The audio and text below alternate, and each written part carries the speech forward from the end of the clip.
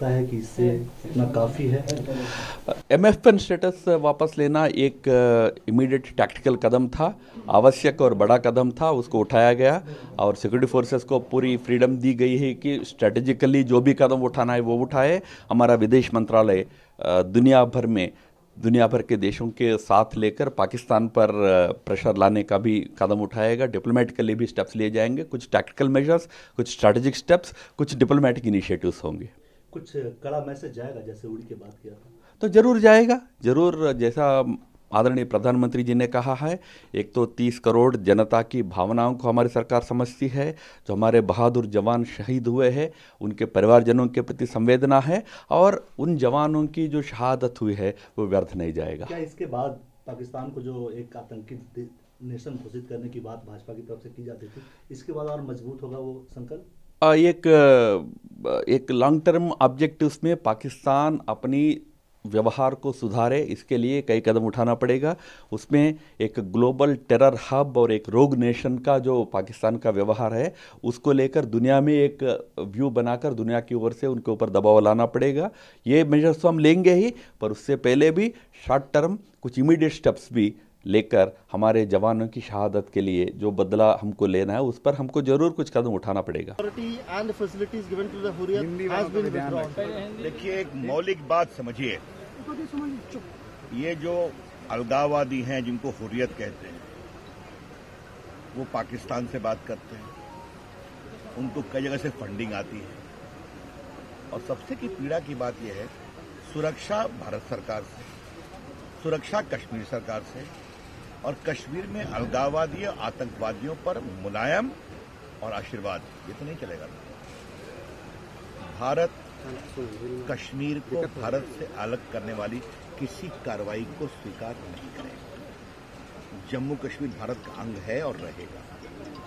तो स्वाभाविक है कि आप अपने अलगाववाद की बात करिए, लेकिन भारत और कश्मीर सरकार की सुरक्षा के तले आप अलगाववाद की बात करेंगे, सहयोग लेंगे भारत सरकार से, कश्मीर सरकार से, और भारत को तोड़ने की बात करेंगे, तो ये नहीं चलेगा। तो अगर ये फैसला हुआ है, कश्मीर सरकार ने फैसला किया है, तो अच्छा स्वागत योग्य फैसला है। ये फैसला पहले होना चाहिए। My concern goes beyond the separatist security withdrawal. My concern is about the withdrawal of security to mainstream political operatives. On the one hand, you're telling us that we have to be prepared for parliament and assembly elections. On the other hand, you're telling us that we no longer deserve the protection of the state. The people who, let's say, for example, somebody like Shah Faisal, whose name I've seen doing the rounds of having his security withdrawn, or some people from the PDP, to what extent will their mobility and their ability to occupy political space be hampered by this decision? As I tweeted earlier today, I believe that the withdrawal of security to mainstream political workers and office bearers is a hugely regressive step. We would like that the governor's administration should revisit this, because as far as I can see, I do not believe that the intelligence agencies and security agencies would have supported such a decision. If this decision is not reviewed, we will definitely approach the courts and ask them to seek the files and the papers based on which this decision was taken, so that it can be looked at afresh.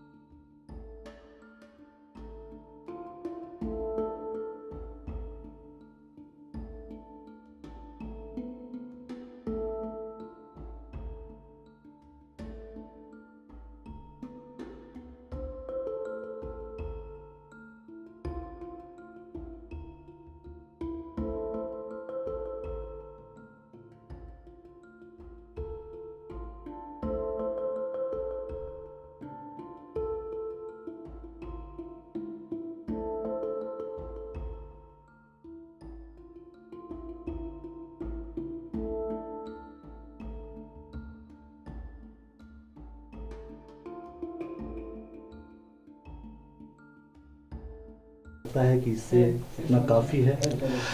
MFN status वापस लेना एक immediate tactical कदम था, आवश्यक और बड़ा कदम था, उसको उठाया गया और सिक्योरिटी फोर्सेस को पूरी फ्रीडम दी गई है कि स्ट्रेटेजिकली जो भी कदम उठाना है वो उठाए। हमारा विदेश मंत्रालय दुनिया भर के देशों के साथ लेकर पाकिस्तान पर प्रेशर लाने का भी कदम उठाएगा। डिप्लोमेटिकली भी स्टेप्स लिए जाएंगे, कुछ टैक्टिकल मेजर्स, कुछ स्ट्रैटेजिक स्टेप्स, कुछ डिप्लोमेटिक इनिशिएटिव्स होंगे।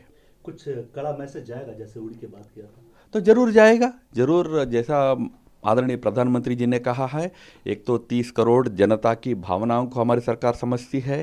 जो हमारे बहादुर जवान शहीद हुए हैं उनके परिवारजनों के प्रति संवेदना है और उन जवानों की जो शहादत हुई है वो व्यर्थ नहीं जाएगा। क्या इसके बाद पाकिस्तान को जो एक आतंकी नेशन घोषित करने की बात भाजपा की तरफ से की जाती थी, इसके बाद और मजबूत होगा वो संकल्प?